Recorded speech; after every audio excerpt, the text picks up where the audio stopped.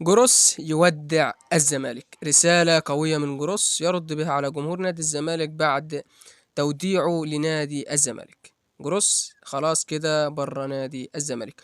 كواليس النهارده وفيديو النهارده بيتكلم عن جروس ومتى سيمشي ويرحل، وكمان المدرب الجديد الذي سيتم ولاية نادي الزمالك بعد وداع جروس. يا سلام يا زملكاويه، والسلام عليكم ورحمه الله وبركاته. ازيكم عاملين إيه؟ يا رب دايما تكونوا بخير صحه وسلامه يا رب العالمين. والله العظيم بشكر كل واحد داس لي لايك على الفيديو اللي فات، وبشكر كل واحد عمل لي اشتراك في القناه. ربنا يفرح قلبك زي ما بتفرح قلبي.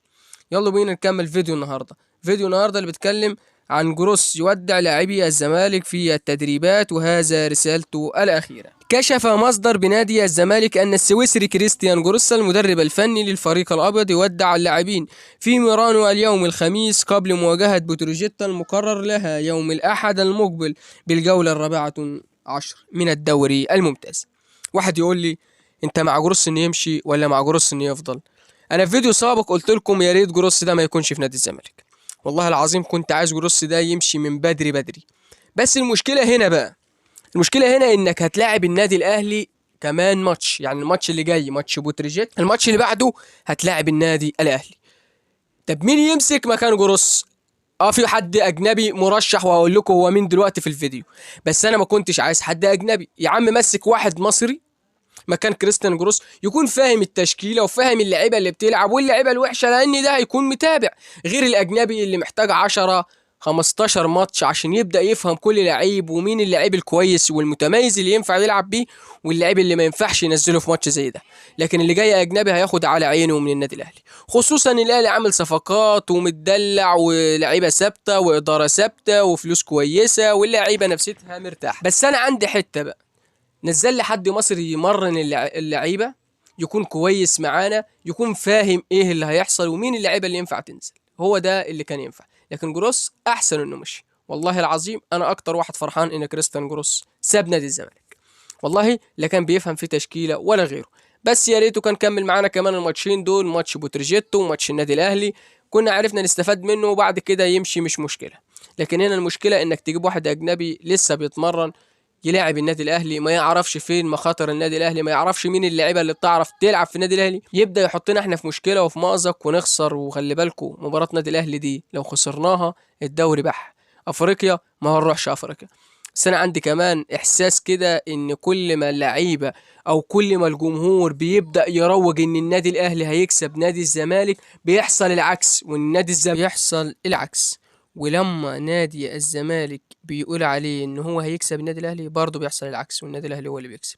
فدايما بتكون التوقعات العكس ان شاء الله. كمان لحته لو حد توقع ان التعادل، بيبدا فريق من الاتنين كده ويبان عليه ان هو اقوى حد في الدوري.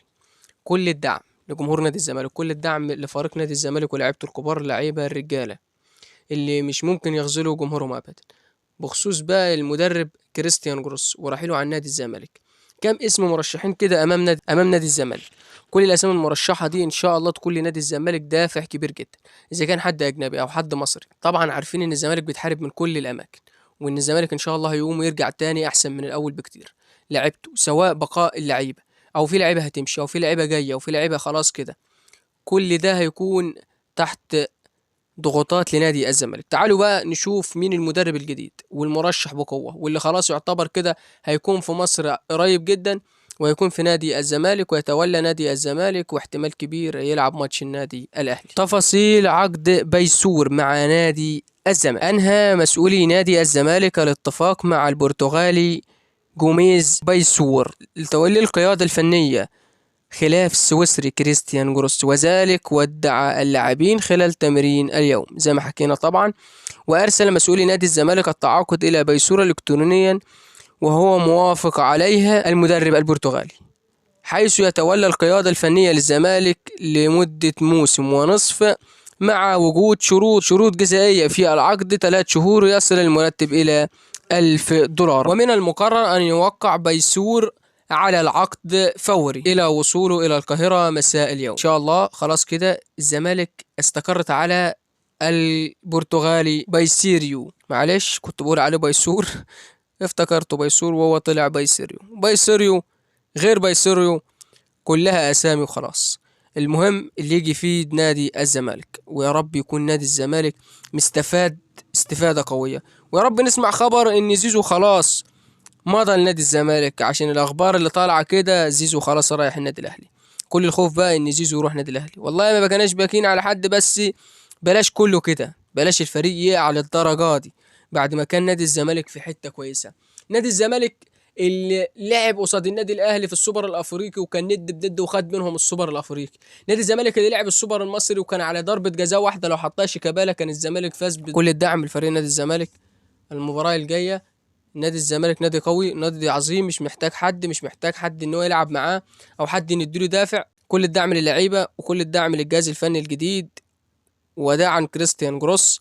والله انا ما كنتش عايزه، بس الحمد لله هو مشي لوحده. في تركيز بقى في ماتش النادي الاهلي ان اللعيبه تصدق نفسها وتصدق ان هي ممكن تكسب المباراه، وما تسمعش كلام الناس اللي داير الزمالك الزمالك الزمالك كبير على اي حد، والزمالك يخوف اي فريق. الزمالك لو حط دماغه في مكسب هيكسب. العبوا رجاله، ادوا اللي عليكم واللي فيه الخير ربنا يقدمه.